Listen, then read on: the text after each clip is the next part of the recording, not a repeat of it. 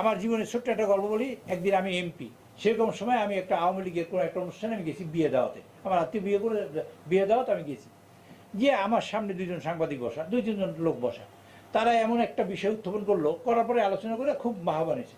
তখন আমাকে চিনে না, মানে চিনে না বা চিনে না। তোমার আমি তাকে বললাম যে আচ্ছা, এই যে কাজটা করলেন এটা কি আপনারা, এটা বলে ইন্টেলেকচুয়াল কারাপশন, মানে বুদ্ধিভিত্তিক দুর্বৃত্তায়ন। আমি যে আপনারা যে এই কাজটা করছেন বা যা বললেন, আলোচনা করলেন, আমি শুনলাম, আপনারা কি একটা ইন্টেলেকচুয়াল কারাপশনের কাজ করেন নাই?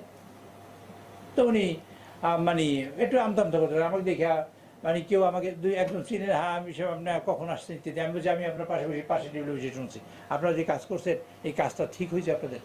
আচ্ছা, আমরা কাজ করছি একটা দেশের বিপক্ষে কাজ, এই বাংলাদেশের বিপক্ষে একটা কাজ একজন করছে। সেই সাংবাদিকের নাম বলতে পারি, বললে কোনো অসুবিধা নেই।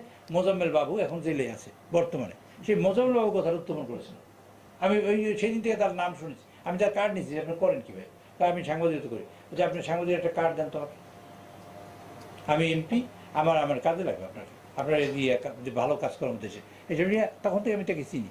সেই লোক সাংবাদিক মোজাম্মেল বাবুর সম্পর্কে কিছুই বলতে না, ব্যক্তি কারোর সাথে আমার কোনো এমএলএ নেই, কিন্তু কাজটা করছেন purposely against of the country.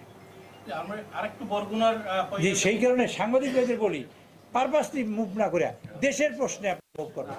আমি আর শেষ